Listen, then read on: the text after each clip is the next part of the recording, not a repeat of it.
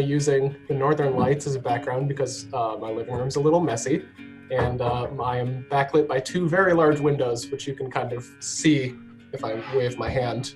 You can kind of see through my background. You can put in a background that's your own video. You can put in a background that is a photo that you've uploaded. I have one I really like that is a library. Let's see if I can pull that up. This is sort of like my favorite one in the moment because I've always wanted built-in shelves and I never had them. So this is my chance to be somewhere else. But you can see that I'm lit okay, but I'm kind of blending into the background because I have a dark shirt on a dark surface, and so these kind of funky things can kind of happen with your arms and stuff. But I think that's just going to be aesthetic, and everyone's going to get used to this, and it's a great way to not have to clean your house, to have a conversation with somebody, and you also get to share a little bit more of your personality. This is just a fun option that's also a nice way to, kind of just be able to show up somewhere and not have to show everything about your life. There's a lot of conversations people are having around like equity, and my child had to do a Zoom call the other day with a whole bunch of kids, and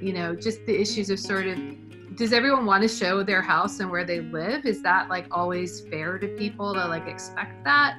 I think it's a choice you get to make, and I think that's what's great about having the backgrounds, and I hope maybe that Google and some of the other chats are going to start doing that. The idea that having a backdrop is really, it's going to become the norm. Like not showing your space can totally be a fine thing to do.